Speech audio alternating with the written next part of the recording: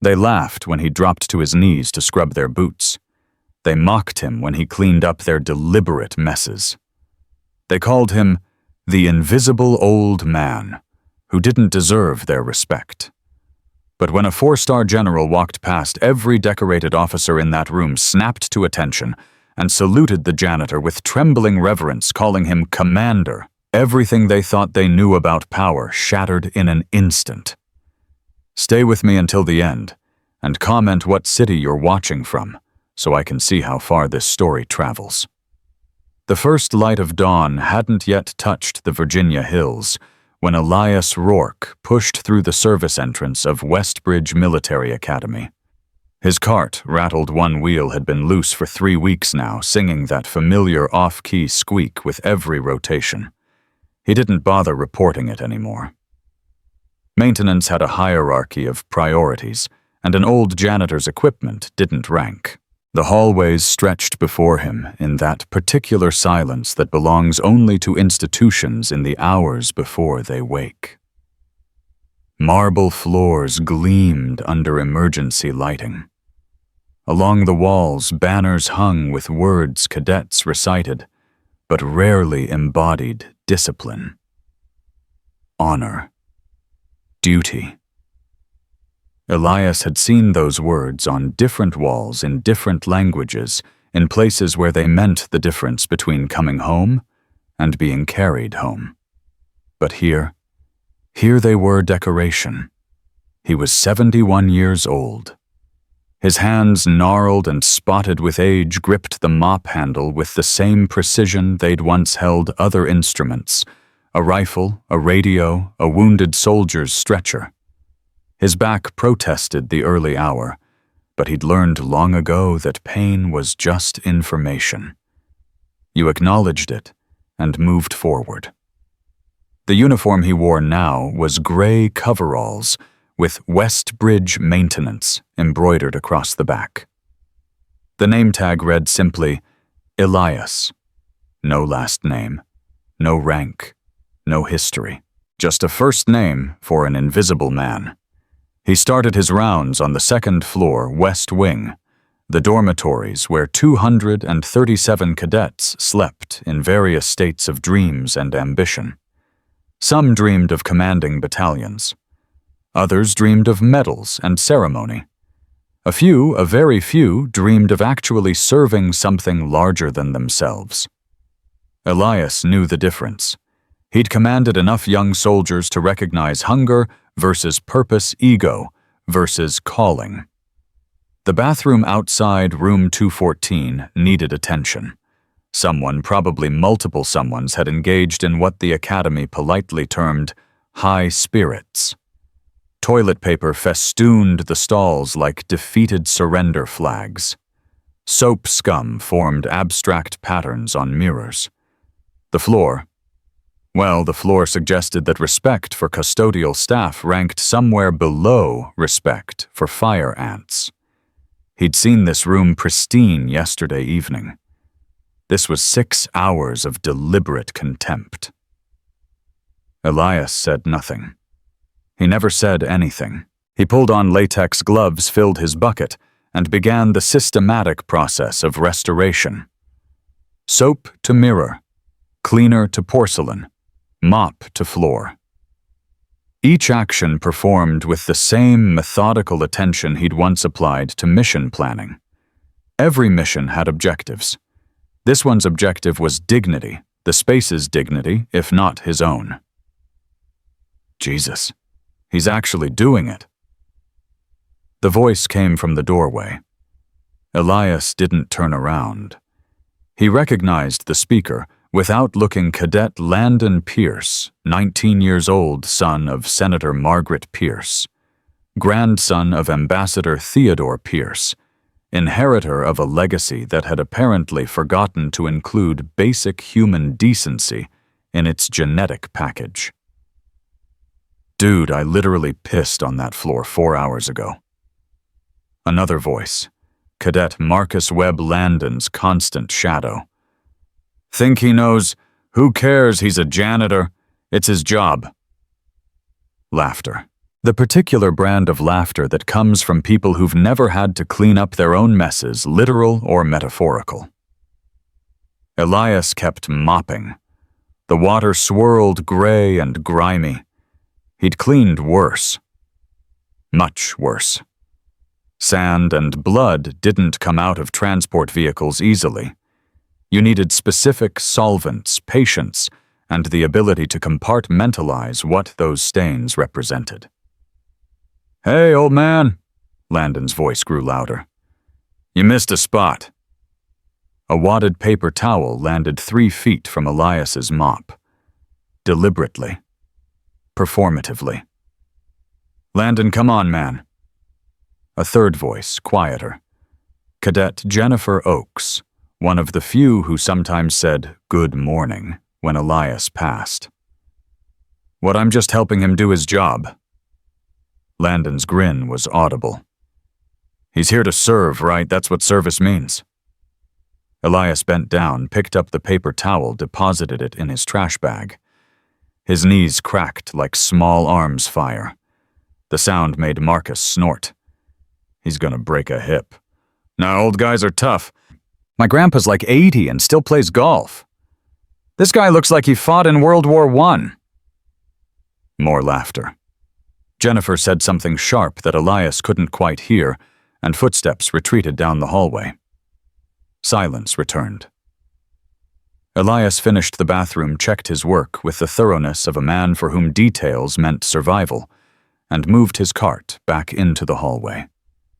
The banners looked down at him. Discipline. Honor. Duty. He wondered not for the first time if the words had lost their weight through repetition. If saying them enough times in gleaming hallways had somehow leached out their meaning, left only the shells of syllables. He remembered learning those words differently. In heat that melted boot soles. In cold that turned breath to ice crystals. In situations where discipline meant controlling your fear enough to think honor meant staying when leaving was easier, and duty meant coming back for the wounded even when logic screamed to save yourself. But that was a long time ago. A different life, a different name, really, though the name had been the same. The man wearing it had been someone else. Commander Elias Roarke had died quietly, administratively in a hospital room at Walter Reed 17 years ago. The man who'd walked out was just Elias. No rank, no command, no particular reason for anyone to salute. He preferred it that way. Mostly. The main corridor stretched before him, 200 feet of polished marble, leading to the Academy's heart, the grand atrium, where portraits of distinguished alumni gazed down with expressions of stern accomplishment. Generals and admirals, colonels and captains, all frozen in their moment of peak achievement. Elias pushed his cart past them. The squeak of the broken wheel echoed like a metronome counting down something inevitable. The cafeteria opened at 0600. He had 45 minutes to clean the faculty lounge, empty trash from the administrative offices, and make himself scarce before the academy woke fully. Invisibility required timing. The faculty lounge smelled of old coffee and older ambitions. Instructors here were mostly veterans, men and women, who'd done their time in real theaters before accepting the relative peace of teaching the next generation. Some were good. They remembered what it meant to be young and certain and utterly unprepared for reality's curriculum. Others had forgotten. Had let the comfort of routine and the deference of students convince them they were somehow superior to the struggle, rather than merely survivors of it. Elias emptied trash bins. Someone had left a half-eaten sandwich growing ambitious mold. Someone else had discarded a stack of ungraded papers with, "These kids don't even try anymore," scrawled across the top. He wondered if the instructor had tried lately. If teaching was still a calling, or had become just a job with decent benefits. Not his business. He was here to empty trash, not judge what people threw away. The administrative wing was quiet. Elias moved through offices with practiced efficiency, his presence so familiar that security cameras probably didn't even register him anymore. Just part of the furniture. Part of the infrastructure that kept the academy functioning while everyone focused on more important things. He paused outside the commandant's office. Through the frosted glass, he could see the outline of Colonel Patricia Hammond's desk, neat and organized, a reflection of a mind that believed order was the foundation of everything else. She wasn't wrong. Order mattered, but order without compassion became tyranny. He'd learned that the hard way. The trash bin here was nearly empty, a few crumpled memos, a protein bar wrapper. Colonel Hammond ran a tight ship. She'd been Air Force before transitioning to the academy 3 years ago. Elias had seen her service record once, accidentally, when she'd left a file folder on her desk during an evening cleaning. Distinguished Flying Cross. Bronze Star. Combat sorties over hostile territory. She knew. She'd been there. But knowledge and memory were different things. Knowledge you could file away, organize into lessons and curriculum. Memory lived in your bones, changed how you walked through the world. He moved on. By 05:45, Elias was finishing the last hallway, his cart now full of the day's first collection of waste, the physical evidence of 300 people living and learning and discarding. He headed toward the service elevator, the one cadets never used because it was slow, and opened near the maintenance wing. The elevator doors opened. 3 cadets stood inside, clearly having commandeered it, for reasons that probably violated 6 regulations. Landon Pierce, Marcus Webb, and a third Elias didn't recognize, a freshman, maybe eager to be included in whatever passed for social currency among the academy's elite. Oh, perfect. Landon's eyes lit up with the particular gleam of someone who'd just found new entertainment. Making room for the help, gentlemen. They didn't move. The elevator was plenty large enough for 4 people and a cart, but they spread out, took up space with the casual entitlement of those who'd never had to make themselves smaller. You can wait for the next one, old-timer. Marcus grinned. This one's full. The freshman looked uncomfortable, but said nothing. That was how it worked. Silence was complicity's favorite disguise. Elias met Marcus's eyes for just a moment, long enough to see the boy register something he didn't quite understand. A flicker of instinct that suggested maybe mocking this particular old man wasn't the power play he thought it was. But instinct lost to peer pressure. It usually did at 19. Yeah. The freshman added his voice, trying for confident and landing somewhere near desperate. Full. Sorry, man. The doors closed. Elias stood there, his cart between him and the closed elevator doors, and felt the familiar weight of invisibility. Not anger. He'd left anger behind years ago in places where it would have gotten good people killed. Just weariness. He took the stairs, 3 flights, cart bumping on each step, wheel squeaking its protest. By the time he reached the basement maintenance area, his back was screaming, and his knees felt like someone had replaced the cartilage with broken glass. He logged his cart into storage, hung up his gloves, and checked the schedule board. Tomorrow, cafeteria detail during lunch service. The shift every custodian dreaded because it meant cleaning while cadets ate, being present, while being invisible, navigating the minefield of trays and teenage territorial behavior. He signed his name. Just Elias. The supervisor had stopped asking for his last name years ago. Before leaving, he did what he did every morning, detoured through the Hall of Honor. This was the Academy's sacred space, a long gallery lined with photographs, plaques, and memorabilia from distinguished alumni and significant operations.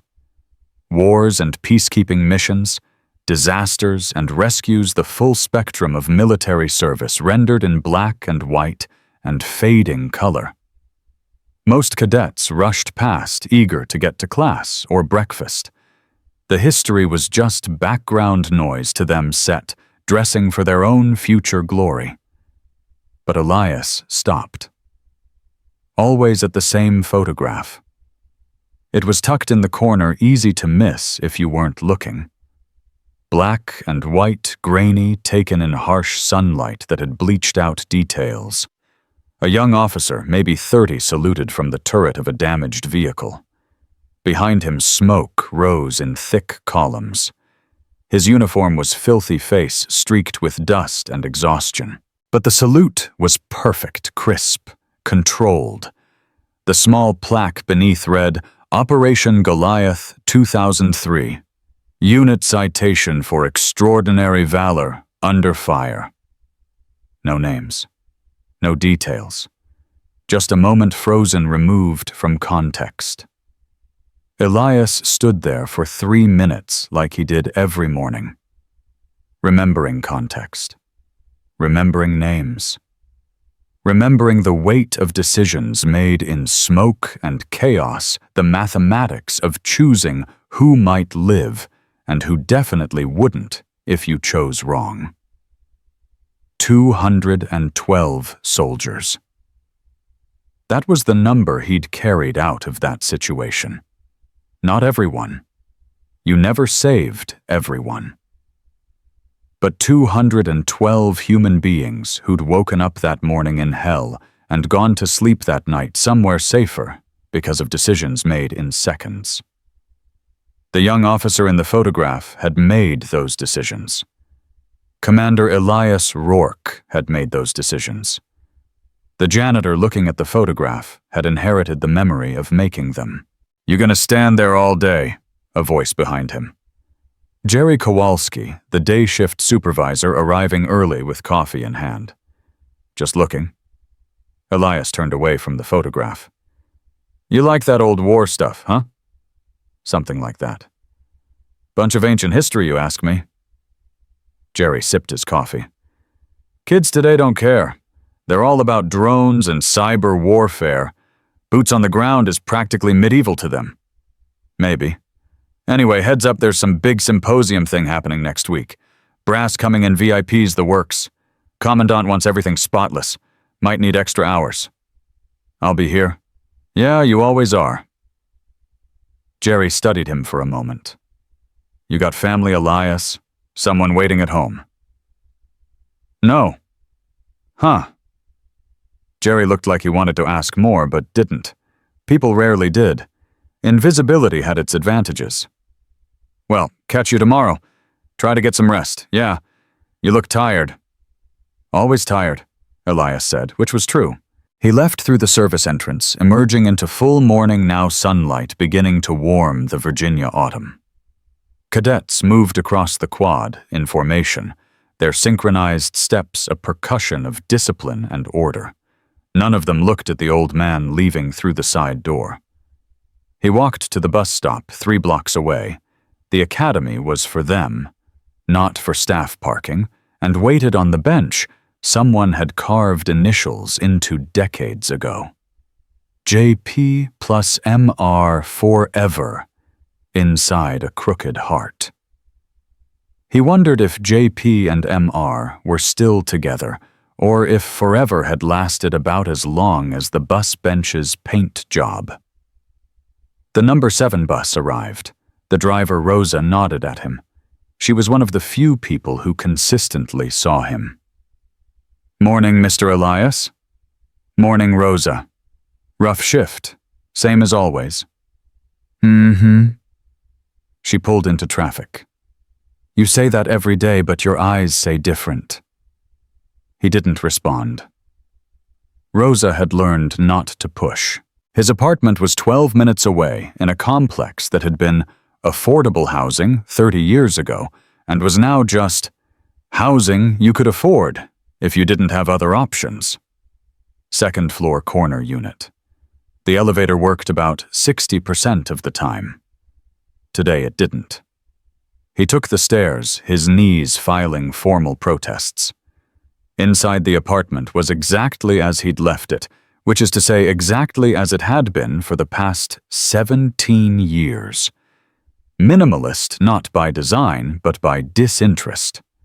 A couch someone had abandoned on the curb in 2011, a television that still required buttons to change channels, a kitchen table with one chair because he never had guests.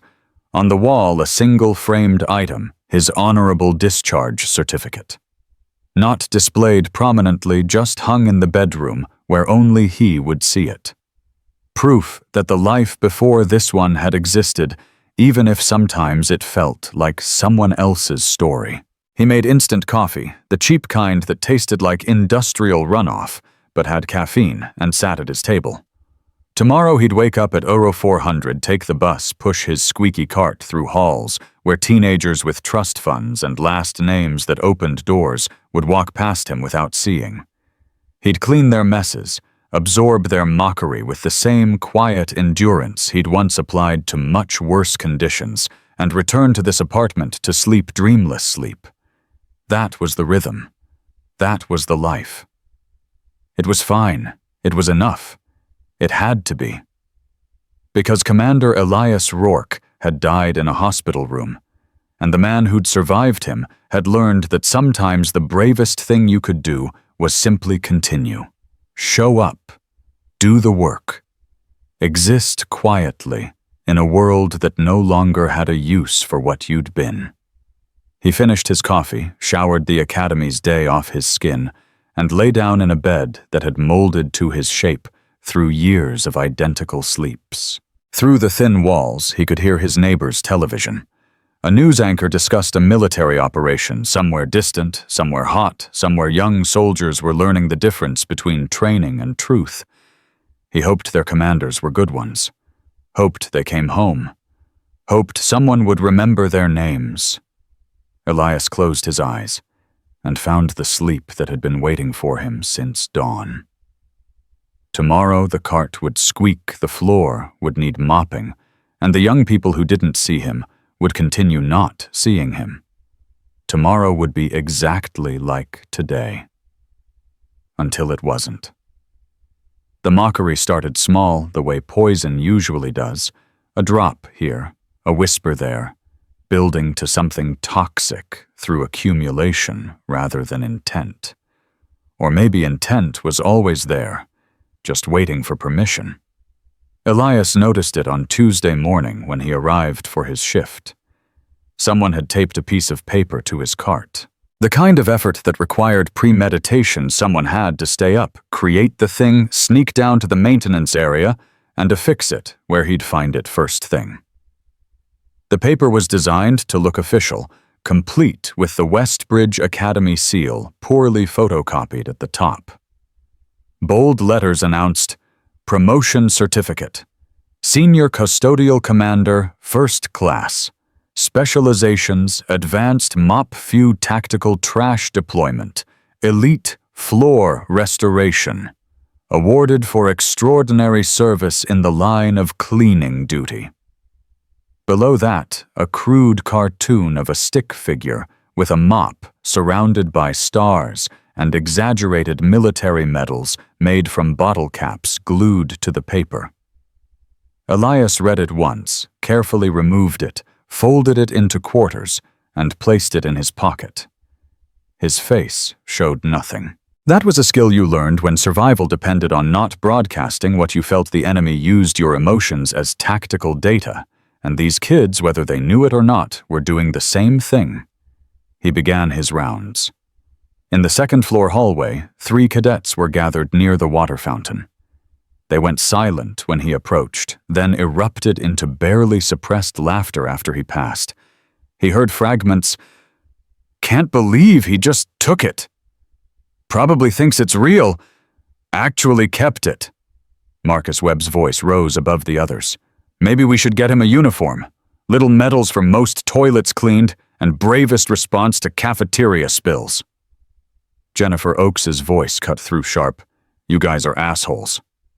"Oh, come on, Jenny. It's funny. Old guy probably hasn't gotten recognition in decades. We're doing him a favor." "Yeah, that's what you're doing. Definitely." Footsteps moved away. Elias kept mopping his back to the conversation, his hands steady on the handle. The routine was the same hallway to bathroom to stairwell to office. Physical labor that let the mind drift to other times, other places. He remembered a corporal couldn't recall the name. Now time had taken that who'd made jokes during the worst of it, dark humor in darker circumstances, the kind of laughter that kept sanity tethered when everything else suggested letting go. That corporal had understood what these cadets didn't comedy, was a tool, yes, but tools had purposes. You used humor to bond, to cope, to humanize horror. You didn't use it to diminish someone who couldn't push back without consequences. That corporal had saved 6 people by keeping them laughing when their minds wanted to shut down. He'd died doing it, took shrapnel that was meant for the soldier behind him, and his last words were a punchline Elias still remembered even if the name had faded. These kids didn't know the difference between humor and cruelty because they'd never needed to. That wasn't entirely their fault. Privilege was invisible to those who had it like water to fish, but it was still suffocating everyone else. By midweek, the certificate had apparently inspired others. Elias found a makeshift medal made from a crushed soda can attached to his cart with duct tape. The inscription written in permanent marker, "For extreme bravery in facing student messes." He removed it, said nothing. Thursday brought a hand-drawn promotion ceremony invitation posted on the maintenance room door. "You are cordially invited to celebrate Senior Custodial Commander Elias's elevation to Supreme Mop Marshal. Dress code, Janitor's Finest." Jerry found him staring at it during shift change. "Jesus." The supervisor's jaw tightened. "You know who's doing this? Doesn't matter." "The hell it doesn't. This is harassment, Elias. I can file a report, get Hammond involved." "And then what?" Elias turned to face him. "They get a talking to, maybe write an essay about respect, and I become the old janitor who can't take a joke. The target gets bigger, Jerry, not smaller. So you just take it. I've taken worse." Jerry studied him with an expression that suggested he was reassessing everything he thought he knew about the quiet day janitor. "Yeah," he said finally. "I guess you have." The instructors noticed too, though their responses varied. Major Chen, who taught tactical operations, found Elias cleaning the classroom after hours one evening and asked quietly if he was okay.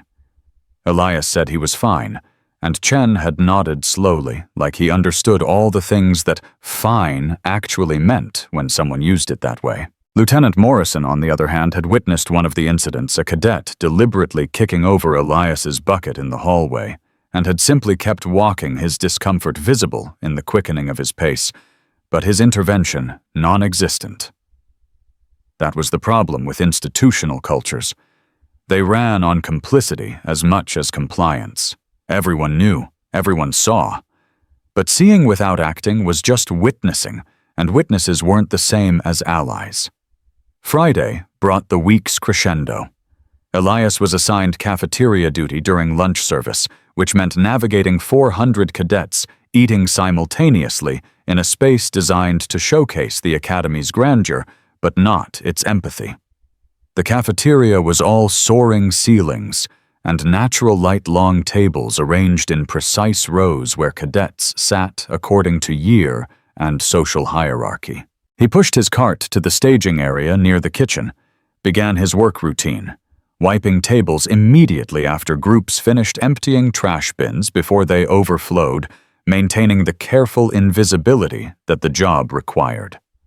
Landon Pierce sat at a table near the center, surrounded by his usual constellation of admirers and enablers. He was holding court about something, gesturing expansively with a fork playing to his audience. Elias was cleaning a table 2 rows away when he heard his name, or rather heard someone say, "The Janitor," in a voice loud enough to carry. "I'm telling you, we should actually throw him a ceremony."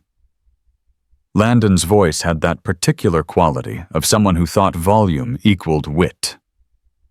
"Get him up on the stage during assembly. Make it official. For services rendered to the Westbridge Academy Sanitation Division." Dude Hammond would shut that down so fast. Marcus shook his head. "Not if we framed it right. Honoring our support staff or some bullshit. Make it look like we're being respectful." A female cadet, Sarah Chen Elias, thought, though he wasn't certain, leaned forward. "Or, and hear me out, you could just leave the old man alone." "Why we're not hurting him? He probably loves the attention. When's the last time anyone even looked at him?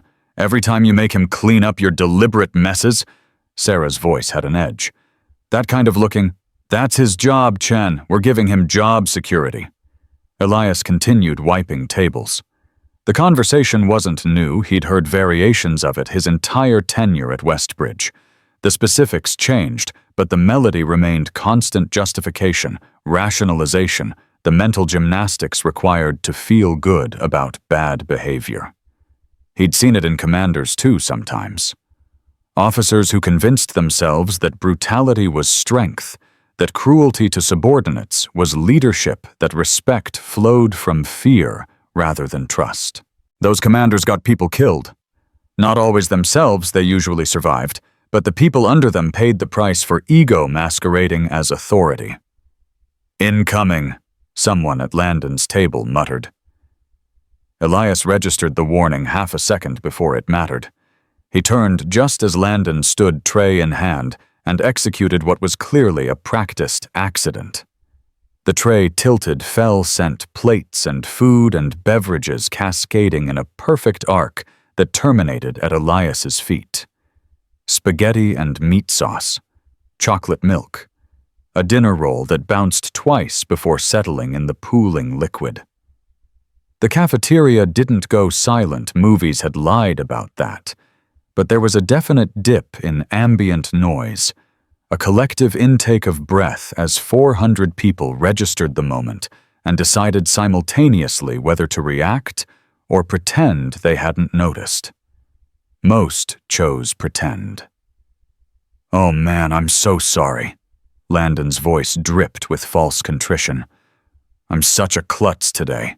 Here, let me—" He made a show of reaching for napkins, half-heartedly dabbing at the mess, clearly performing concern rather than feeling it.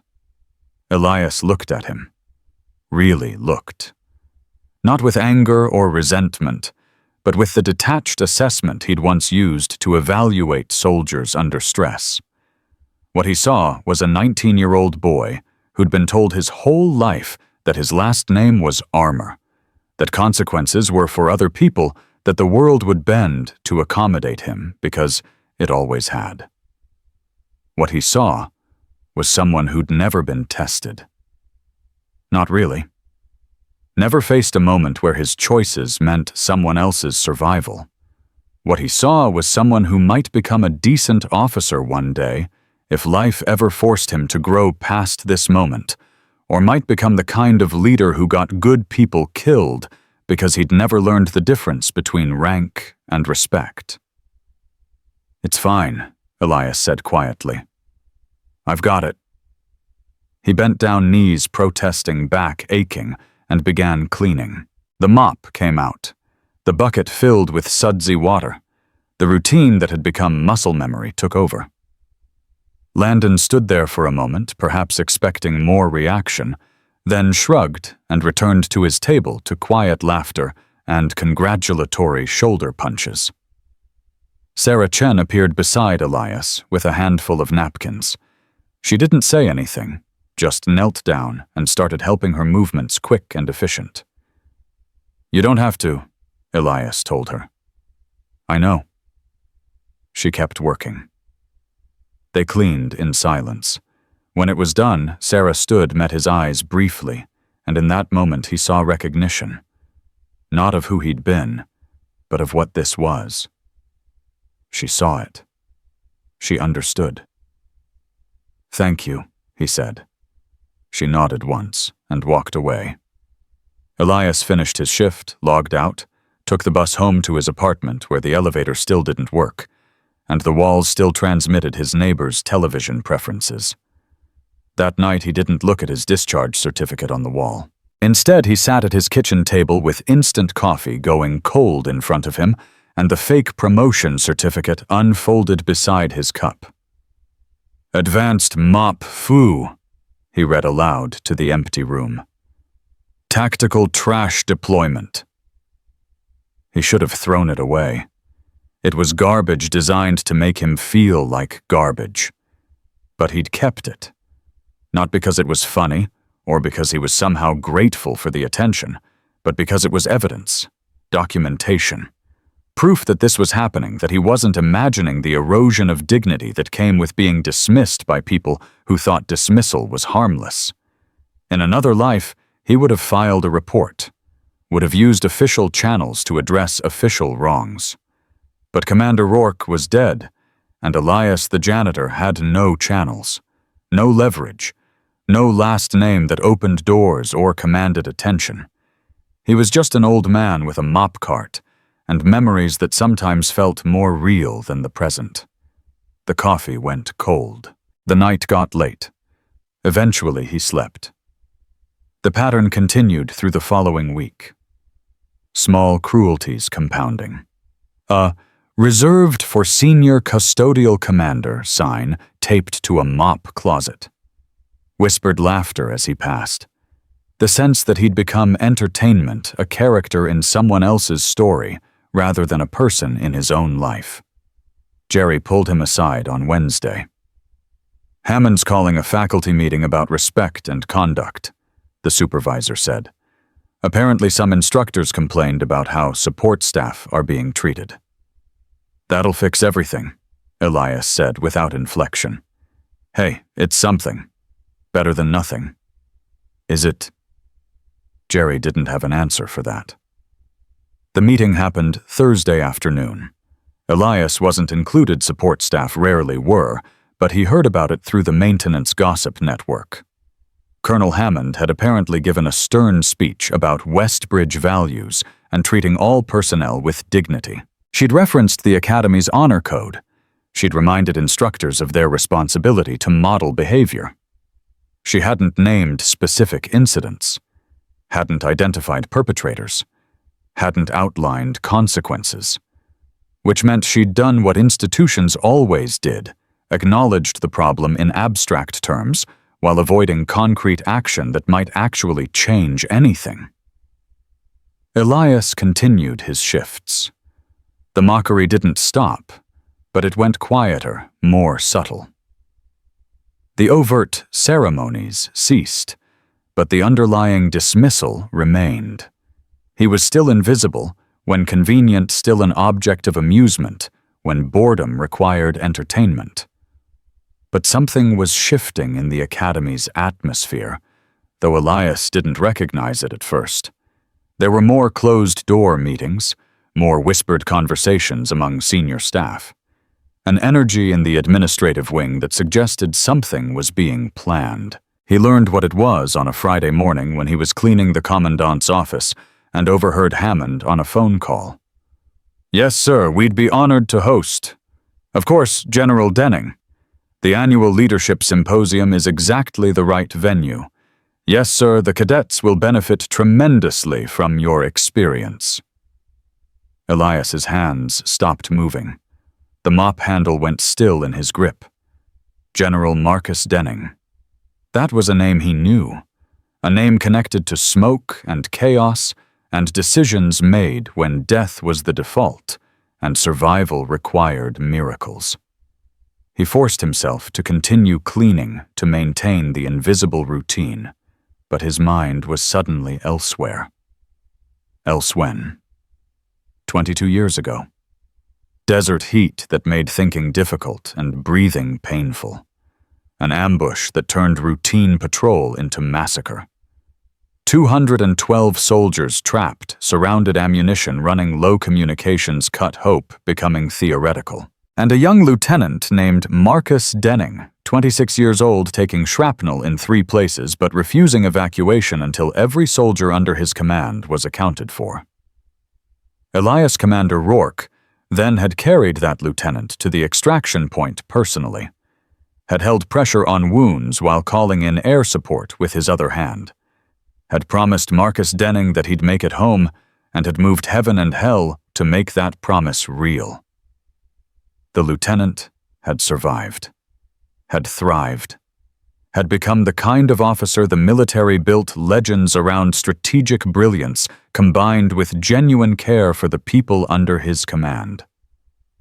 The kind of leader Elias had always tried to be. And now General Denning was coming to Westbridge. Elias finished cleaning Hammond's office, returned his cart to storage, and stood in the maintenance room for a long time, staring at nothing, feeling the weight of coincidence that probably wasn't coincidence at all. The universe had a sense of irony, or justice, or maybe just timing.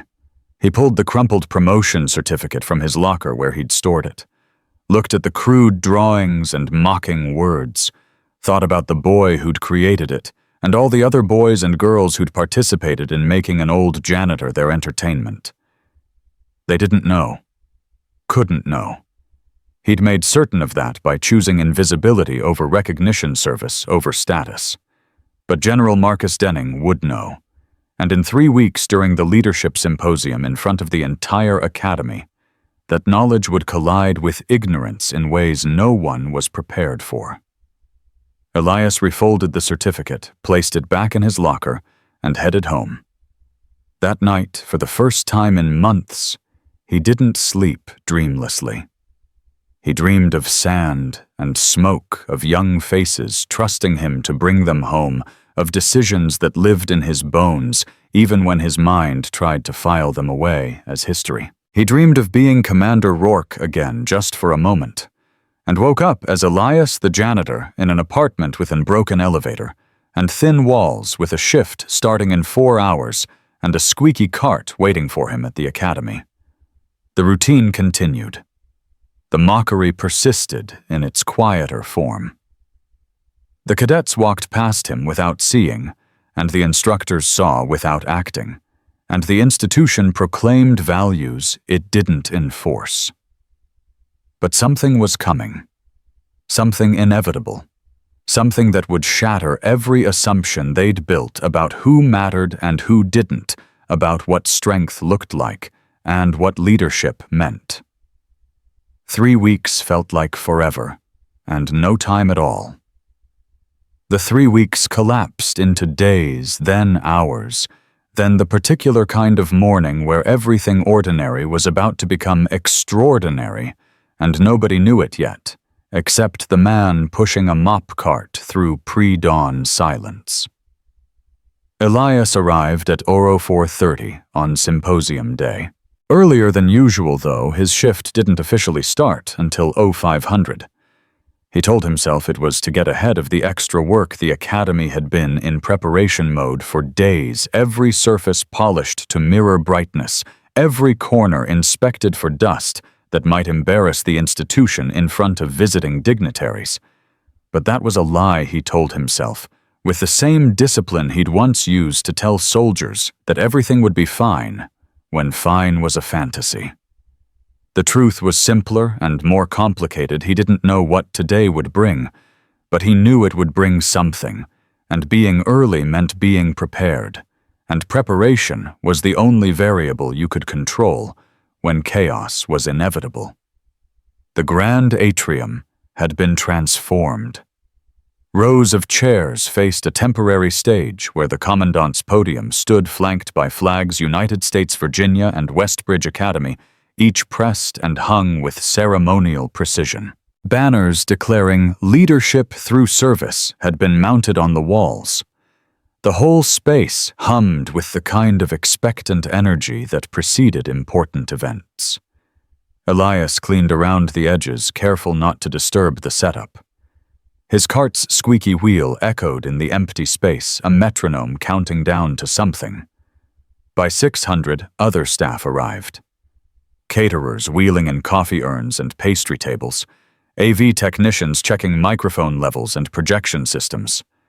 Jerry appeared with a clipboard and the harried expression of someone whose job suddenly mattered to people who usually didn't care about maintenance. "You good?" Jerry asked, stopping beside Elias. "Always." "Right." Jerry consulted his clipboard. "Okay, so doors open at 0800, ceremony starts at 0900. Hammond wants all custodial staff out of sight by 0845. We're supposed to be invisible today." "Understood." "You sure you're okay? You seem—" Jerry searched for the word. "Different. Just tired." It wasn't entirely a lie. Elias had slept poorly, his mind cycling through scenarios and memories past and present tangling in ways that made rest impossible. He'd stood in front of his bathroom mirror at 0330, staring at a 71-year-old face that sometimes still expected to see the 30-year-old commander looking back. He'd considered shaving differently. Wearing his old cap, the one with the faded unit patch he'd kept in the back of his closet. Some small signal that today was different, but in the end, he'd dressed exactly as always, gray coveralls, work boots worn smooth at the heel, the generic Elias name tag. The uniform of invisibility. Because what was about to happen needed to happen exactly as it was. No preparation, no warning, just truth colliding with assumption in the most public way possible. The academy woke around him in stages. Cadets in dress uniforms began filtering into the atrium by 0730, their excitement and nervousness palpable.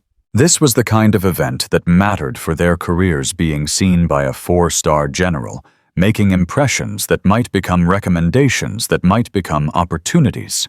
Landon Pierce arrived with his usual entourage, his dress uniform immaculate, his bearing that particular combination of confidence and entitlement that came from never doubting you belonged in any room you entered. He walked past Elias without seeing him. They all did. Elias had positioned himself near the hallway that connected to the maintenance wing, visible if you looked, invisible if you didn't. He had a mop in hand, ostensibly spot cleaning a floor that didn't need cleaning, but really just being present for what came next. Colonel Hammond appeared at 0815, her own uniform sharp enough to cut glass. She scanned the atrium with the critical eye of someone for whom details were destiny, nodded once in satisfaction, and moved to greet the arriving faculty and staff. The VIPs began arriving at 0830. Elias recognized some from their photos in military publications. A 2-star admiral from Norfolk, a brigadier general from the Pentagon, a colonel who'd made national news for his work in humanitarian operations. They were all impressive in the way that high rank was always impressive, all polished bearing and confident handshakes. But they weren't who everyone was waiting for. At 0855, a black SUV pulled up to the main entrance. Elias couldn't see it from his position, but he felt the ripple of attention, the way the entire atrium seemed to inhale and hold its breath. General Marcus Denning had arrived. The main doors opened. Colonel Hammond moved forward, her salute crisp. And then he entered. 22 years had changed him, but not as much as they'd changed Elias. Denning was 58 now, his hair mostly gray, his face lined with the kind of weathering that came from decades of hard decisions in hard places. 4 stars on his shoulders, ribbons on his chest that told stories of valor and service and sacrifice. But his eyes, those were the same. Sharp and assessing the eyes of someone who'd seen too much to ever take anything at face value. The atrium erupted in movement. Every cadet, every instructor, every person in uniform snapped to attention and saluted. The sound of 400 hands hitting 400 chests in synchronized precision was like thunder indoors. Denning returned the salute with practiced ease, then moved into the room, Hammond at his side, other VIPs falling into formation behind him. Elias watched from his peripheral position. He'd set down his mop, but remained where he was, hands at his sides, breathing steady, despite the fact that his heart was suddenly operating on combat time, that accelerated rhythm that came when situations moved from theoretical to real. Denning was speaking quietly with Hammond, nodding at something she said.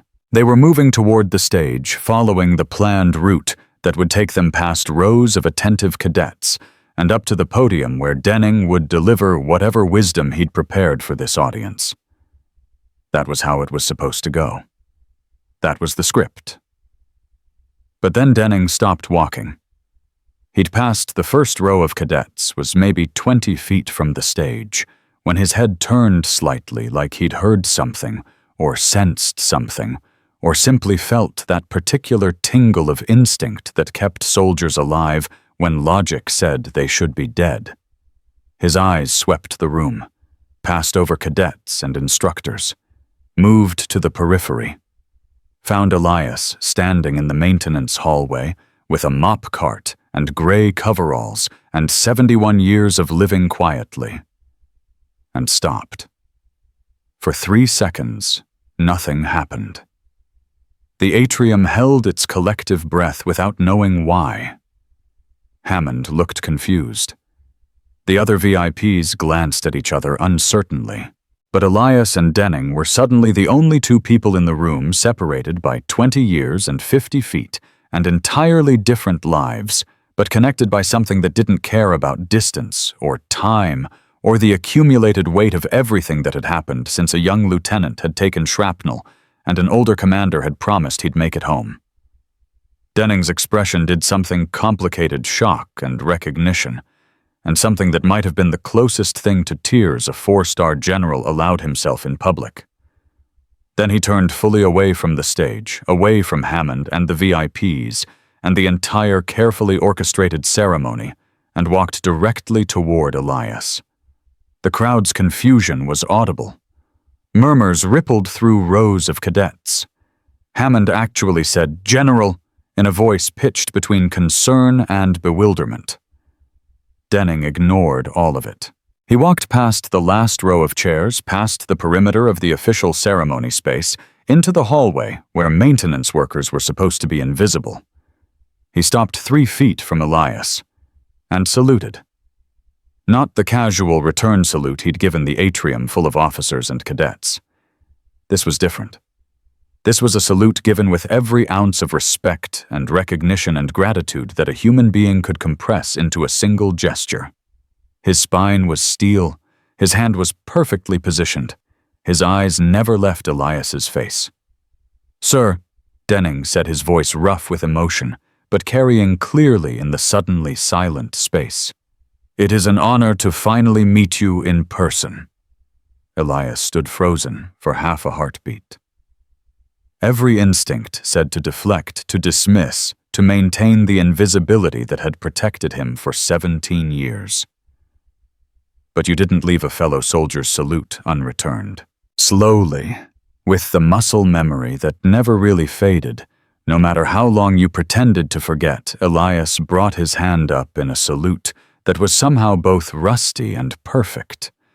The mechanics were exact, he'd done it 10,000 times in another life, but the meaning behind it carried every year between then and now. "General," he said quietly, "just that, just acknowledgement." They held the salute for 5 seconds that felt like 5 hours. Then Denning lowered his hand, and Elias followed. The atrium was absolutely silent now. 400 people collectively trying to understand what they were witnessing. Colonel Hammond had gone pale. The other VIPs looked stunned. And the cadets, especially the cadets in the front rows, were staring with expressions that suggested their understanding of the universe had just developed significant cracks. Landon Pierce's face had gone from confident to confused to something approaching horror as realization slowly percolated through his assumption-laden worldview. Denning stepped forward, extended his hand. Elias took it. The handshake was firm, prolonged, the kind of physical contact that communicated things words couldn't. "I've been looking for you for 20 years," Denning said, his voice still carrying in the silence. "They told me you'd retired, disappeared. I tried to find you when I made General, wanted to thank you properly, but you'd vanished." "I'm not hard to find," Elias said. "I've been here for 12 years. Here." Denning looked around the hallway at the mop cart, at the gray coveralls, at the absolute absence of anything that suggested the man in front of him had once commanded operations that saved hundreds of lives. "Here." It wasn't a question, but Elias answered anyway. "It's honest work." Denning's jaw tightened. He looked like he wanted to say something about how cleaning floors wasn't worthy of a man who'd earned every medal the military had to give, but he was smart enough and had lived enough to know that telling someone their choices were wrong rarely went well. Instead, he turned to face the atrium full of people who were still processing what was happening. Hammond had moved closer, her confusion now mixed with growing concern that she'd somehow missed something catastrophically important. "Colonel," Denning addressed her formally, "I need to brief everyone on something. May I use your podium?" "Of course, sir." Hammond's military training overrode her bewilderment. "Whatever you need." Denning looked back at Elias. "Will you join me up there? I don't think... That wasn't really a request, Commander." The title hit like ordnance. Commander, spoken aloud, in front of everyone. Elias wanted to refuse, wanted to remain in the hallway where he belonged, where he'd chosen to belong, where life was simpler because expectations were minimal. But Denning was looking at him with an expression that said some debts didn't expire, some stories needed telling, and some invisibility was actually injustice disguised as humility. "All right," Elias heard himself say. They walked together toward the stage. Every eye in the atrium tracked their movement. The other VIPs parted like water, their confusion obvious, but their discipline preventing questions. Denning climbed the 3 steps to the stage. Elias followed, feeling his knees protest, feeling his back remind him that he was 71, and stages were for younger people. Hammond adjusted the microphone, stepped back. Denning stood at the podium, Elias slightly behind and to the side, and looked out at 400 faces staring back with rapt attention. "I had a speech prepared," Denning began. "Spent 2 weeks on it. Anecdotes about leadership lessons from the field, the kind of wisdom you're supposed to impart at these things." He paused. "But I'm going to tell you a different story instead. One you need to hear." The atrium somehow got quieter. 22 years ago, I was a lieutenant leading a patrol in a theater I can't name for an operation that's still partially classified. What I can tell you is that we got hit. Ambushed. Bad intel, worse luck, and suddenly 212 soldiers were surrounded, outgunned, and running out of time. His voice was steady, but carried the weight of memory. We were going to die. All of us. That was the math. That was the reality. He looked back at Elias, who stood still, his face impassive, his hands at his sides. But we had a commander. Not our unit commander, he'd been killed in the initial assault. No, we had the ranking officer in the AO who'd been coordinating operations from a relatively safe position 5 clicks away. When he heard we were trapped, he did something that every tactical manual said was insane. He left his protected position, took a skeleton crew, and drove directly into the ambush zone. Denning's voice grew stronger. He coordinated extraction under fire, called in air support while physically carrying wounded soldiers to evacuation points, made decisions in seconds that I've spent 20 years analyzing and still can't improve on. He stayed until every single soldier who could be saved was out. 212 people came home from a situation where the projected casualty rate was 90%. We came home because one man decided that acceptable losses were unacceptable. Complete silence. Even breathing seemed suspended. That commander was awarded medals he never wore, given commendations he never displayed, offered promotions he eventually refused, and when he retired, he disappeared so thoroughly that the military lost track of one of its most decorated officers. Denning's voice carried something between anger and sadness. I've been trying to find him for 2 decades, to thank him, to tell him that everything I've accomplished, every soldier I've led, every decision I've made, it's all possible because he made sure I survived to do it. He turned fully to Elias now. You know him as a custodian. You've watched him clean your messes for 12 years. Some of you have mocked him, made jokes, treated him as invisible because his current uniform doesn't command your respect. Landon Pierce had gone white.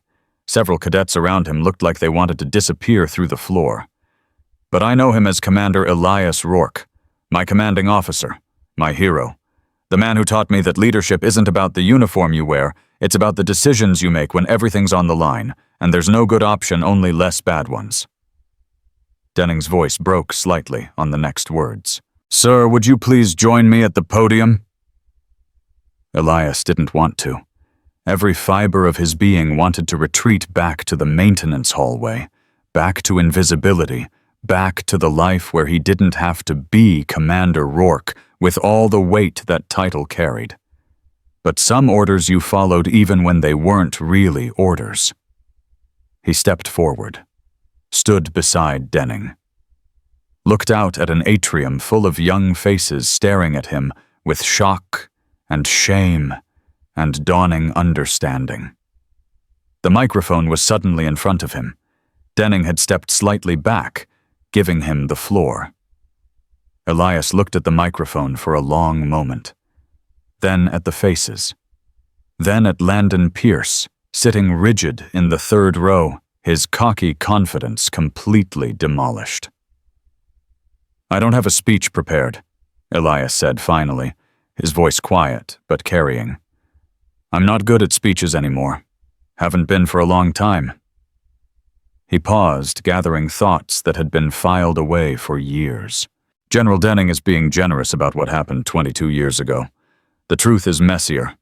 We lost 38 soldiers that day. 38 people who trusted me to bring them home and didn't make it. I remember every name, every face, every decision I made that maybe could have been different, could have saved one more. His hands gripped the podium. So when people thank me for saving 212, I hear them. But I also hear the 38 who aren't here to be counted. That's what command means. It means living with mathematics that no human should have to calculate. The atrium remained frozen. I'm not telling you this for sympathy. I'm telling you because you need to understand something about leadership that no textbook teaches. He looked directly at Landon now. Strength without humility fails. Authority without respect corrodes. Power without compassion destroys. You can have perfect tactics and flawless strategy, but if you don't see the humanity in everyone, especially those you think are beneath you, you'll be the kind of leader who gets good people killed. His voice grew firmer. You walk past me every day and don't see me. That's human nature. We categorize people by their uniforms, their job titles, their visible ranks. But everyone has a story you don't know. Everyone has carried weight you haven't seen. And treating someone as less than because their current chapter looks different from yours isn't just disrespectful. It's dangerous.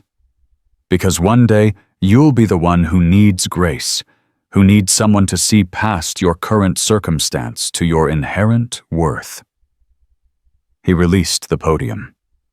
I chose this work, chose invisibility, and it's taught me more about character than my years in command. Because how you treat people when there's no benefit to treating them well, that's who you really are. That's the leader you'll become.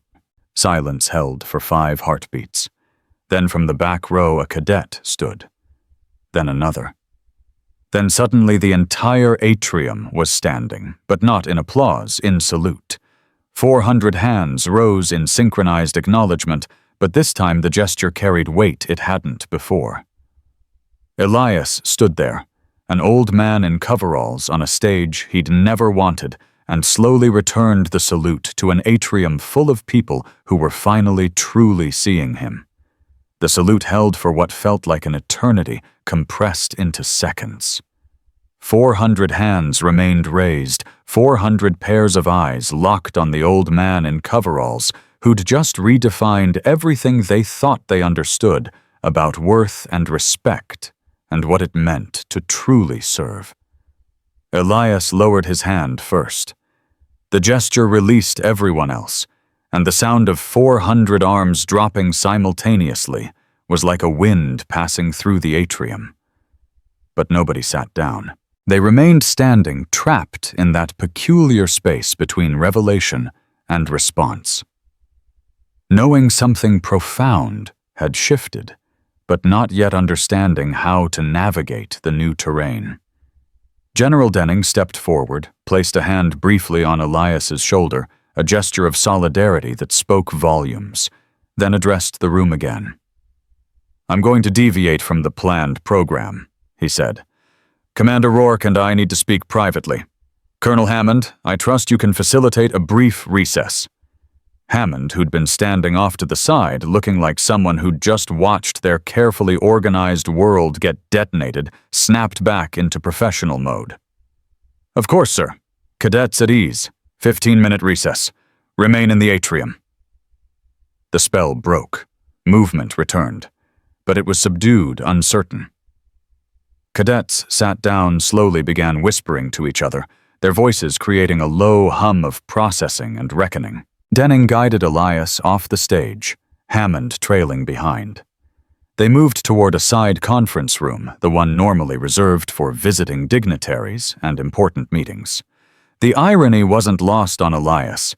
He'd cleaned that room 100 times, always careful not to disturb the important papers left on its important table by important people.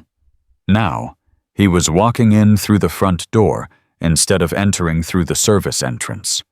The room was exactly as he remembered. Long mahogany table leather chairs, a portrait of the Academy's founder looking stern and judgmental on the wall.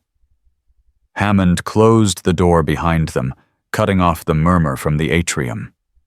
"Sir," Hammond began, then stopped, clearly unsure how to proceed. She looked at Elias like she was seeing a ghost. "Commander Roarke, I had no idea. Your employment file just said that I'm a janitor named Elias," he finished quietly. "That's accurate. But your service record, your rank, your—" She struggled for words. "Why didn't you tell anyone? Why would you work here as custodial staff when you could—" "When I could, what, Colonel?" Elias's voice was gentle but firm. "Trade on old glory. Demand respect. I hadn't earned in this context. I retired from the military. Completely. What I did before doesn't entitle me to anything now except the memories and those I carry, whether anyone knows about them or not." Denning was watching this exchange with an expression that mixed understanding and frustration. "With respect, Commander, that's noble bullshit. You earned more than memories. You earned recognition. And instead, you've been—" He gestured vaguely, anger creeping into his voice. "You've been cleaning up after kids who've mocked you for years." "Yes," Elias agreed simply. "That doesn't make you angry." "Sometimes. But anger without purpose is just noise." Elias sat down in one of the leather chairs, his body grateful for the support. "General, you know as well as I do that the military teaches you to measure respect in rank and ribbons. That's functional when everyone's in uniform, but civilian life doesn't work that way. Here, a janitor is a janitor, regardless of what he did before. And honestly, that's how it should be. Respect based on current contribution, not past credentials." Except they didn't respect your current contribution either, Hammond interjected, her voice tight. If even half of what I'm inferring is true, our cadets have been harassing you, creating a hostile work environment. And the faculty. She closed her eyes briefly. We saw it and did nothing. Some of you did nothing, Elias corrected. A few tried. One cadet helped me clean up a deliberate mess. That's not nothing.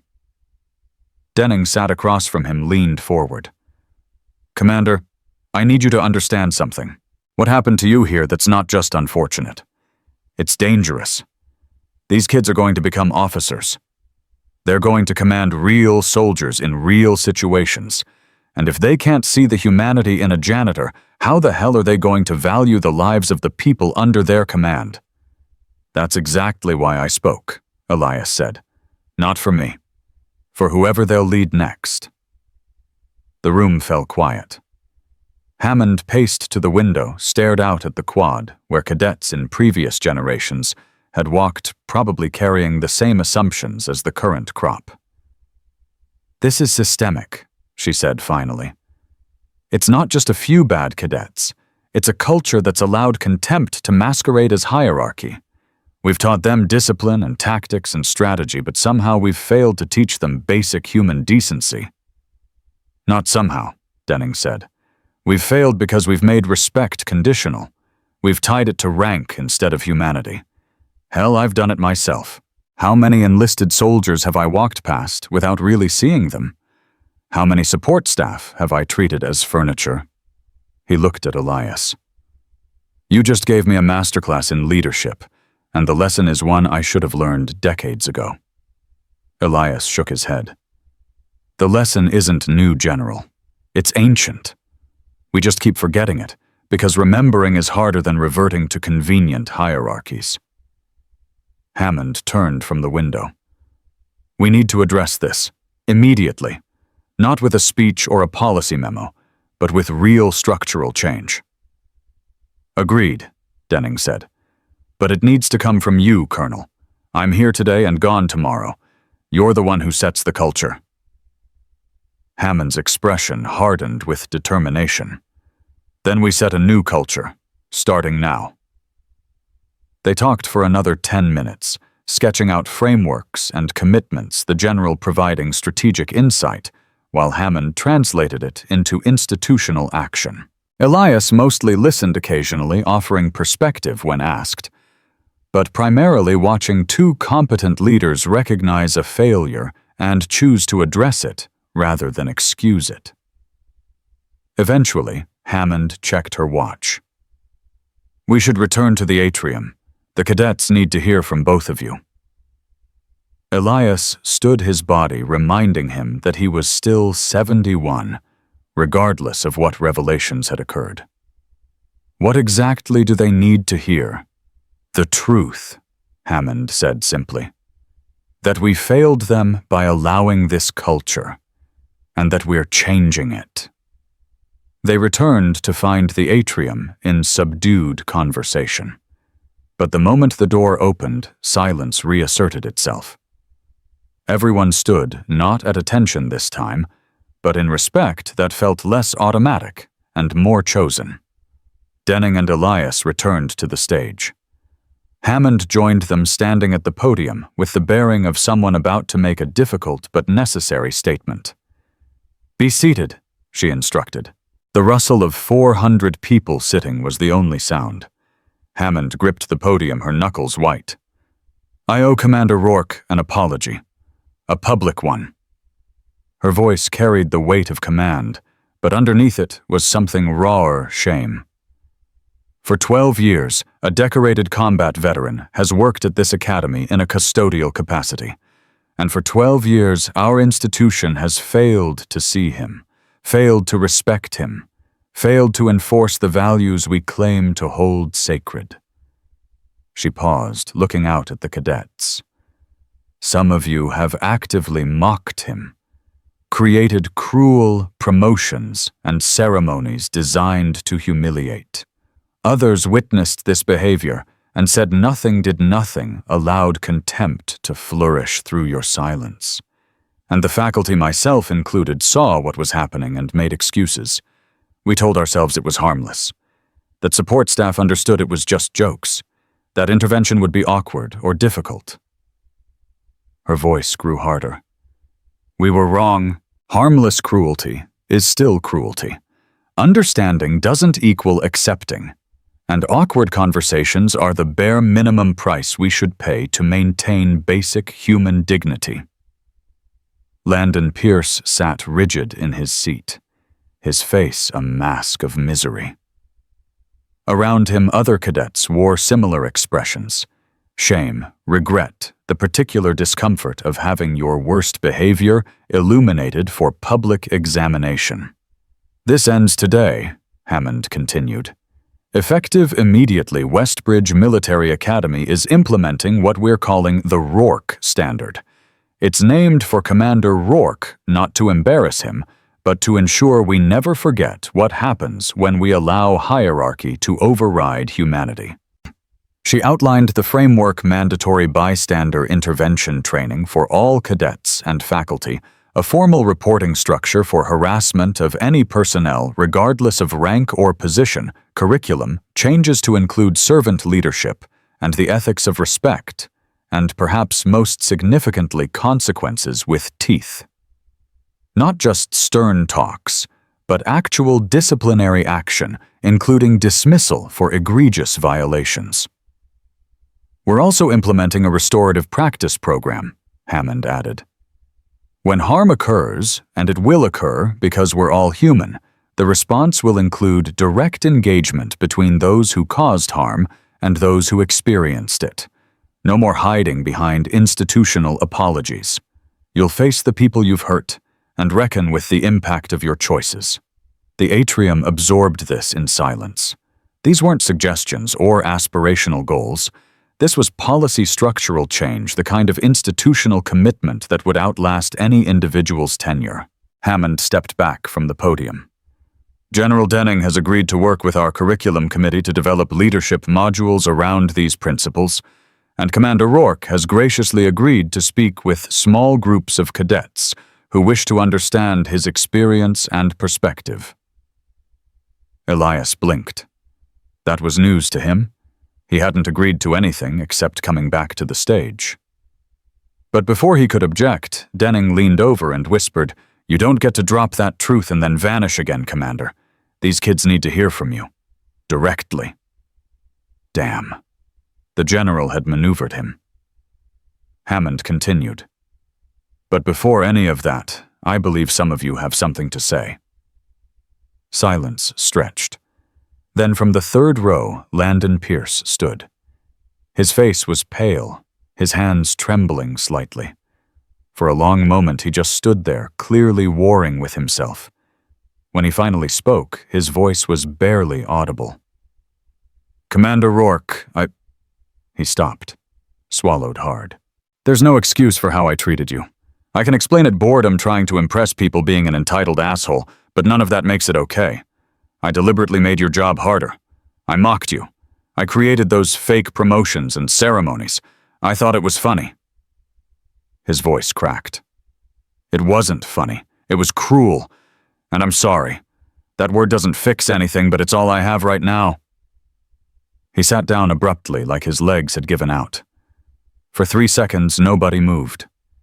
Then Marcus Webb stood. "I participated in all of it. I'm sorry too." Then another cadet.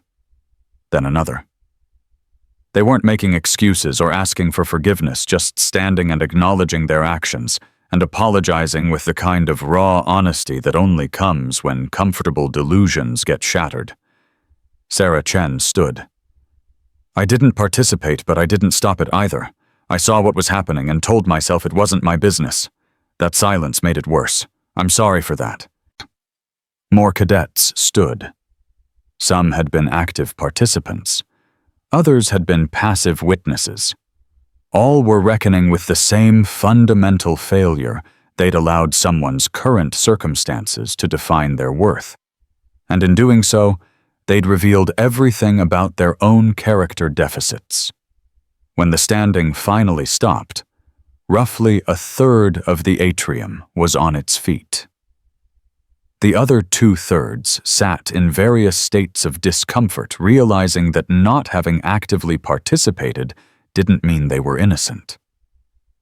Elias stood at the podium, looking at all these young faces, some crying, some stoic, all clearly grappling with revelations that formal education hadn't prepared them for. "Sit down," he said quietly. They sat. He took a breath. "Apologies are important. They're the first step. But they're also the easiest step because words cost nothing. The harder part comes next, changing behavior. Becoming different people than you were yesterday." He gripped the podium. "Some of you will do that. You'll take this shame and use it as fuel to become better officers, better leaders, better humans. You'll remember this moment when you're tempted to dismiss someone based on their rank or position or current circumstances. You'll intervene when you see others failing this test."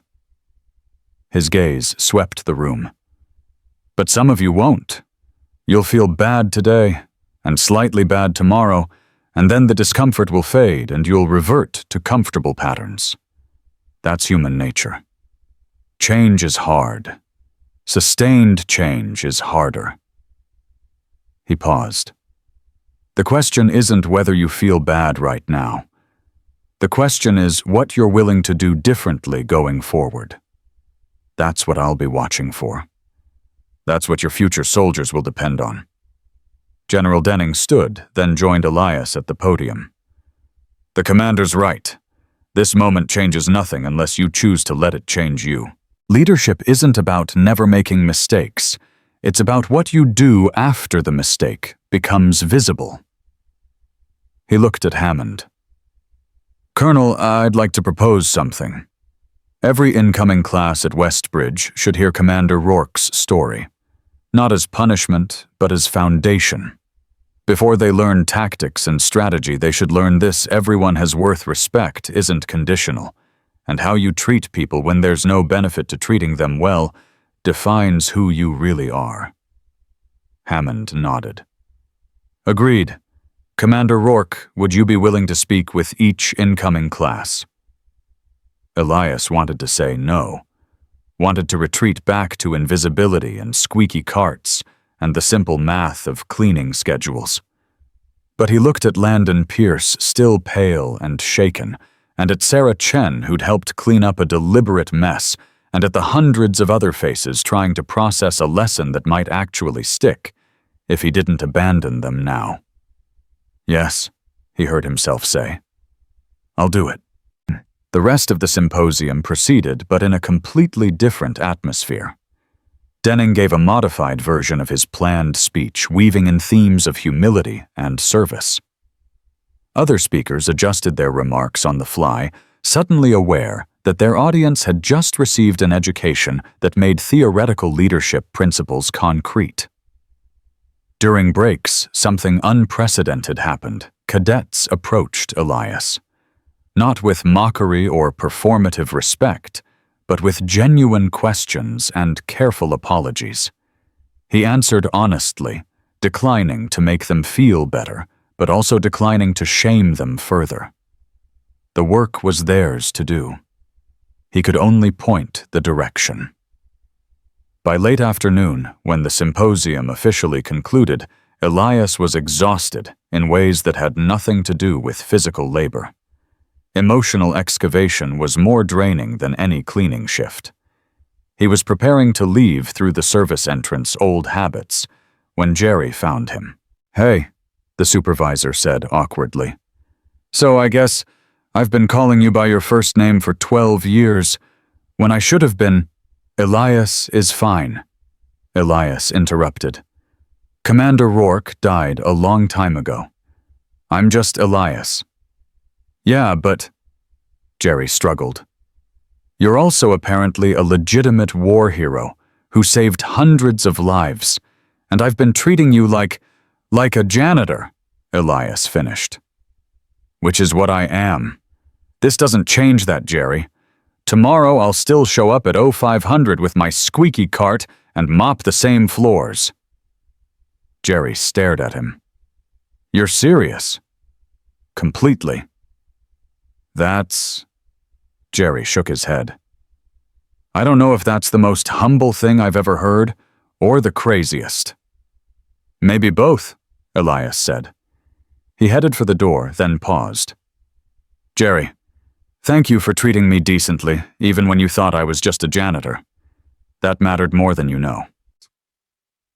He left before Jerry could respond, emerging into late afternoon sunshine that felt different somehow, like the same light hitting a changed world. The bus ride home was ordinary. Rosa drove traffic was moderate. The city passed outside windows that needed cleaning. But Elias felt the weight of the day settling into his bones, mixing with all the other weights he carried. That night, in his apartment with the broken elevator and thin walls, he stood in front of the framed discharge certificate on his bedroom wall. Commander Elias Roarke, honorably discharged. A document that had once defined him and then became just decoration in a space nobody else saw. Tomorrow, the Academy would start the hard work of cultural change. They'd implement policies and training and consequences. Some of it would stick, some would fade. That was how institutions worked momentum in both directions, progress and regression in constant tension. But for the first time in 12 years, Elias felt like maybe his presence at Westbridge meant something beyond clean floors. Maybe being seen, truly seen by people who needed to learn this particular lesson, was its own kind of service. He was still just a janitor. But maybe that was enough. The morning after the symposium, Elias woke at 0400 like always, his internal clock unbothered by the previous day's revelations. His body ached more than usual, standing on that stage, holding himself upright under the weight of 400 stairs had taken a toll his 71-year-old frame was now billing him for. He made his instant coffee, showered, dressed in the same gray coveralls, and caught the number 7 bus at the same time he always did. Rosa looked at him differently, though. "Saw you on the news last night," she said as he boarded. "Local station did a whole segment. War hero working as janitor teaching spoiled rich kids about respect." "They got half of it right," Elias said, taking his usual seat. "Which half?" "The janitor part." Rosa laughed, but it was gentle. "You're something else, Mr. Elias. Most people would be milking this for everything it's worth." "Most people didn't choose invisibility in the first place." The Academy looked the same when he arrived. Same architecture, same banners, same pre-dawn darkness. But something fundamental had shifted in the air, like how a forest feels different after a lightning strike, even before you see the scorched tree. Jerry was waiting for him in the maintenance area, coffee in hand, expression nervous. "So I talked to Hammond last night," Jerry began without preamble. "She wants to move you to a different position. Liaison or advisor or something with an actual office and—" "No," Elias said, logging in his cart. "You didn't even hear the full, 'Don't need to. I'm staying where I am.'" Jerry set down his coffee with more force than necessary. "Elias, for Christ's sake, you can't just keep mopping floors after what everyone learned yesterday. You're a decorated janitor," Elias interrupted firmly. "I'm a janitor who used to be something else. Moving me to an office doesn't change what I am now. It just makes everyone feel better about how they treated me before. Maybe that's important too. Maybe we need to feel accountable." "Accountability isn't comfort, Jerry. It's discomfort you sit with until you change." Elias checked his cart's supplies.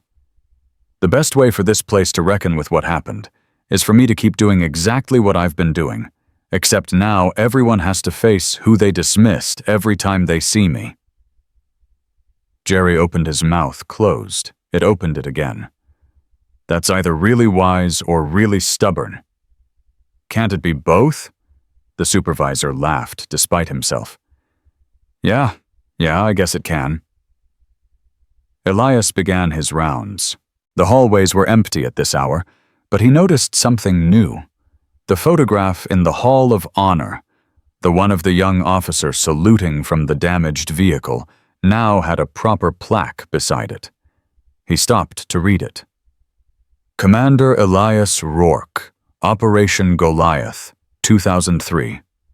212 soldiers evacuated under fire.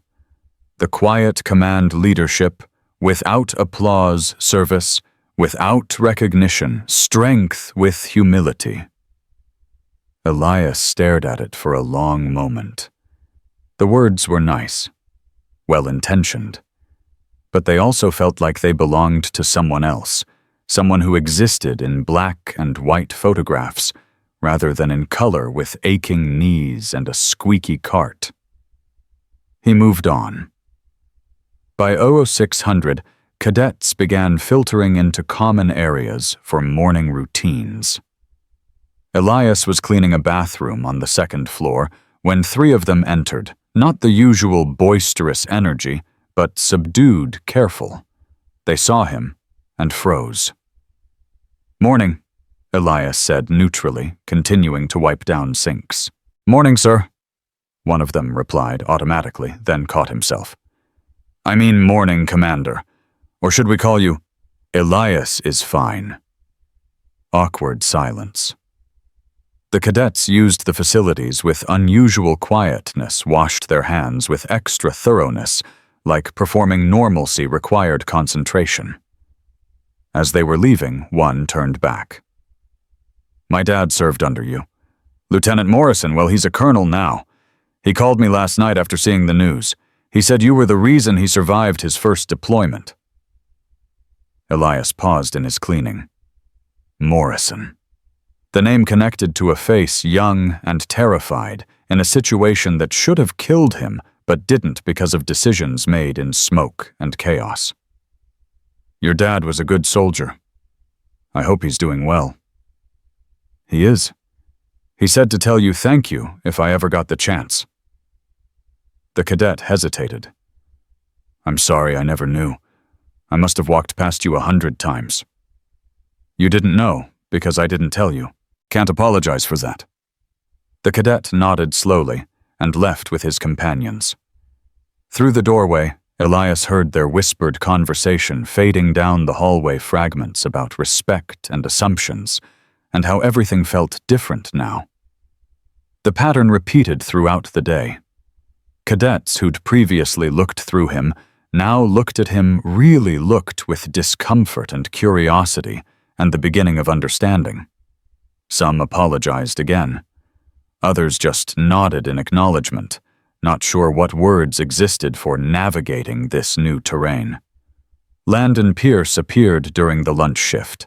Elias was emptying trash bins near the cafeteria entrance when the young man approached his usual swagger, replaced by something more tentative. "Commander Roarke," Landon's voice was quiet. "Can I talk to you for a minute?" Elias tied off the trash bag, set it aside. "All right." They moved to a quieter corner. Landon looked like he hadn't slept, dark circles under eyes that couldn't quite meet Elias's gaze. "I know I apologized yesterday," Landon began, "in front of everyone. But that was me trying to save face, make myself feel better." He took a shaky breath. "The truth is I was cruel to you because it was easy. You were there, you didn't fight back, and making you my target made me feel powerful. That's disgusting. That's not who I want to be." Elias waited. The boy wasn't finished. "My grandfather was career military. Made general, had all these stories about leadership and honor. He died when I was 12, and everyone told me I needed to carry on his legacy." Landon's voice cracked. "But I don't think I understood what that meant until yesterday. He wouldn't have mocked you. He would have been the first one to stand up for you. And instead, I'm the guy who made fake promotion certificates and laughed while you cleaned my deliberate messes." "You're 19, Elias said quietly. "You're allowed to be wrong at 19. The question is whether you stay wrong. I want to change. I don't know how, but I want to. Elias studied him, saw genuine remorse, but also saw the harder truth. Remorse was easy, change was hard, and wanting to be better didn't automatically translate into being better. You want to understand what leadership actually means? Elias asked. Yes, sir. Then volunteer for custodial duty, 2 hours a day for the next month. Jerry will assign you tasks. You'll clean bathrooms, empty trash, mop floors, all the work you thought was beneath you. And you'll do it while everyone who used to respect you watches you do it. Landon paled. That would be humiliating. Yes, Elias agreed. It would be. Leadership isn't comfortable. Real change isn't convenient. You can decline if you want.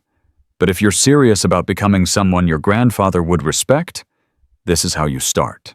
The young man stood there, visibly warring with himself. Pride versus growth. Ego versus evolution. Okay, he said finally. I'll do it. Report to Jerry tomorrow at 0600. Landon nodded and walked away, his shoulders carrying weight they hadn't before. Within a week, something remarkable happened.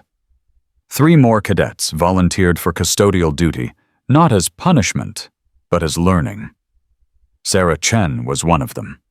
She showed up in work clothes instead of her uniform, ready to mop alongside Elias without fanfare or expectation of praise.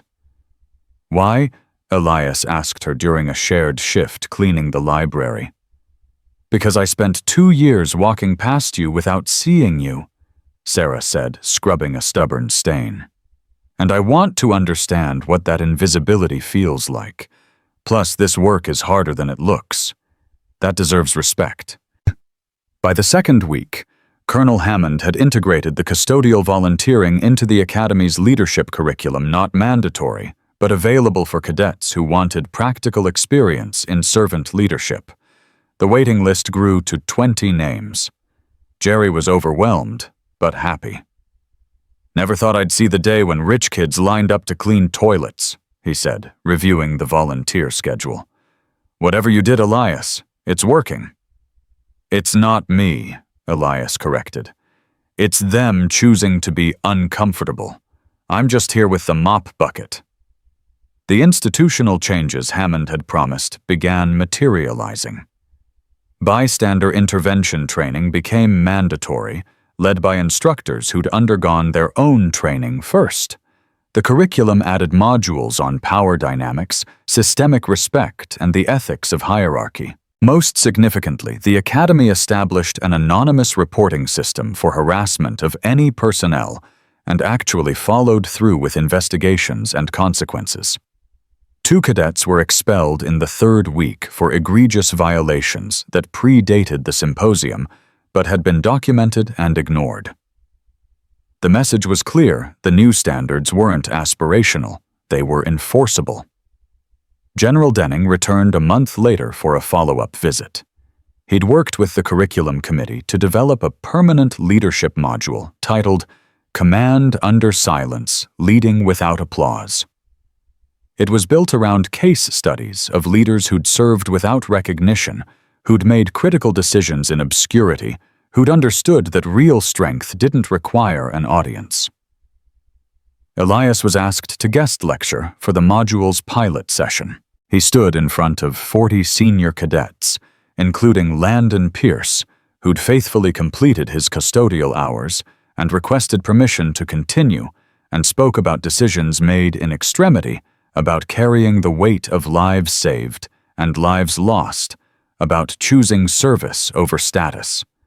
But mostly he spoke about the 38 soldiers who hadn't come home from Operation Goliath. He said their names, all 38, from memory. He explained that leadership wasn't about the 212 who survived, it was about reckoning with the 38 who didn't, and carrying that mathematics in your soul while still making the next decision, and the next, because people were depending on you to function when functioning felt impossible. The classroom was silent when he finished. Not the performative silence of people waiting to react, but the profound silence of people genuinely changed by what they'd heard. Afterward, Landon approached him privately. The young man had transformed over the past month, less swagger, more substance, carrying himself with the kind of quiet confidence that came from doing hard things without applause. "I need to tell you something," Landon said. "I got my assignment for next year's summer training. I requested infantry support in a logistics capacity. Not a combat role, not something that looks impressive on paper.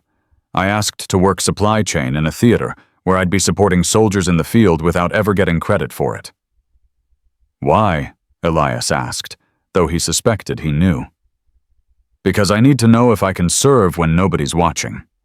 When there's no glory, no recognition, just work that matters to people who might not even know I exist." Landon met his eyes. "You taught me that leadership isn't about being seen. It's about what you do in the margins." Elias felt something in his chest, not quite pride, not quite satisfaction, but something close to hope. This boy might actually become a good officer, might actually lead people without getting them killed through ego or incompetence. "That's a good choice," Elias said. "Do the work right, and you'll understand things that most officers with twice your rank never learn." By the end of the semester, the changes at Westbridge had deepened into culture rather than remaining surface policy. Cadets began stopping in the Hall of Honor each morning, pausing at Commander Roarke's photograph, not because it was required, but because it had become a ritual, a moment to recenter before formation, to remember that rank was temporary, but character was permanent. Some whispered thank yous to the photograph. Others just stood in silence. All of them were learning something that no tactical manual could teach, that every person you encounter is carrying weight you can't see, and your choice to acknowledge or ignore that weight says everything about the leader you'll become. The Academy's Alumni Association took notice. Within 6 months, they'd established the Roarke Lecture Series, an annual event where speakers addressed humility in leadership, memory, and service, and the ethics of how we treat those we perceive as having less power. Elias attended the first lecture, but refused to sit on the stage. He watched from the back row, listening to a retired admiral speak about learning to see the people who kept ships running, the cooks, and mechanics, and supply staff whose names never made commendations, but whose work made everything else possible. After the lecture, someone sat down beside him. General Denning, in civilian clothes, looking more relaxed than he had at the symposium. "You're supposed to be on that stage," Denning said. "I'm exactly where I'm supposed to be," Elias replied. They sat in comfortable silence while the audience filed out cadets discussing the lecture with genuine engagement rather than performing interest for grades. "You changed this place," Denning said finally. "You know that, right? Not with tactics or strategy or force of personality, just by being exactly who you are and letting them reckon with their own assumptions. I didn't change anything. I just stood still while they decided whether to see me." "Same thing," Denning argued. "Leadership isn't always about action. Sometimes it's about being present until presence becomes impossible to ignore." Elias considered that. "You think it'll last?" "After I'm gone, some of it will fade," Denning admitted. "That's how institutions work. But the core of it, the cadets who cleaned toilets voluntarily, the officers who changed how they see support staff, the kids who stand at your photograph every morning that's embedded now. They'll carry it to their commands. They'll teach it to their soldiers. Culture change isn't instant, but it compounds." He stood extended his hand. "Thank you, Commander, for saving my life 22 years ago, and for saving a lot of future soldiers from bad leadership by teaching these kids what good leadership actually looks like. Elias shook his hand. "You turned out all right, General. Made good on that investment."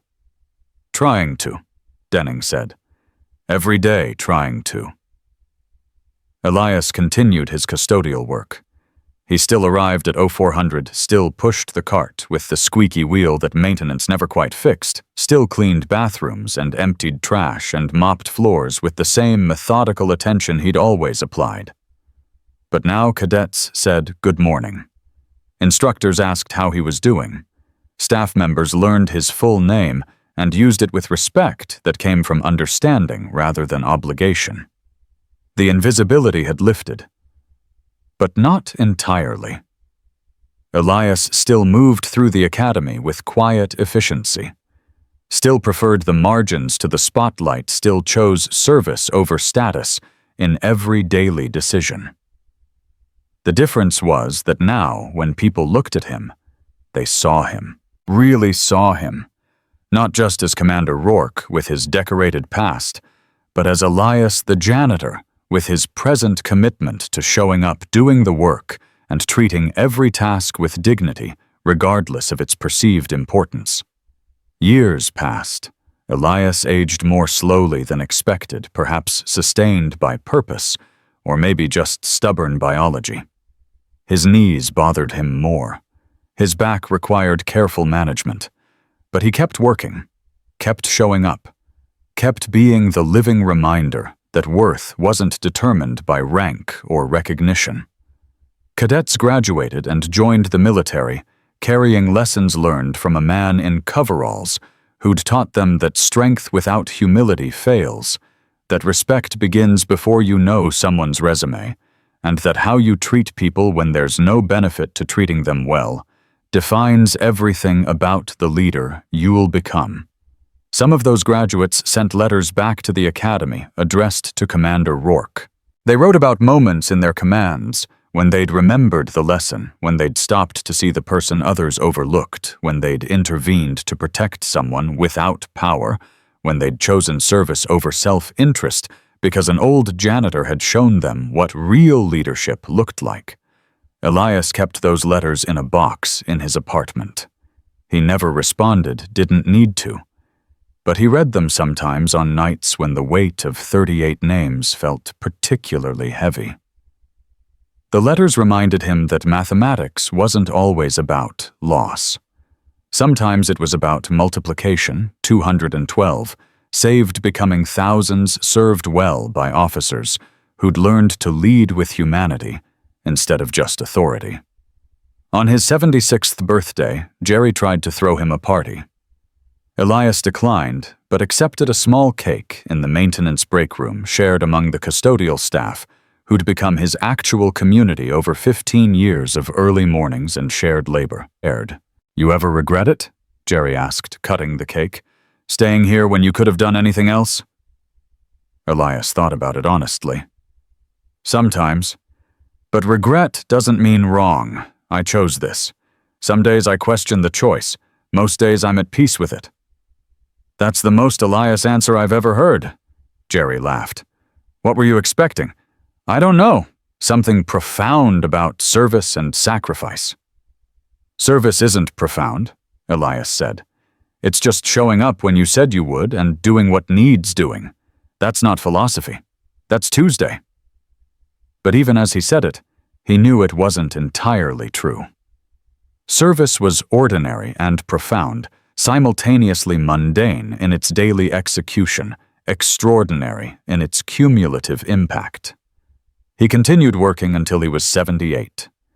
His body finally insisted on retirement with sufficient force that stubbornness couldn't override biology. His last day was unremarkable by design. He completed his regular rounds, logged out his cart one final time, and left through the service entrance like always. Except the service entrance wasn't empty. 200 cadets stood in formation, not required, not organized by faculty, just present because they'd chosen to be. They saluted as he emerged, holding the gesture, until he returned it with hands that shook slightly, but remained precise. He didn't give a speech. didn't need to. He'd said everything that mattered over 15 years of showing up, doing the work, and being exactly who he was.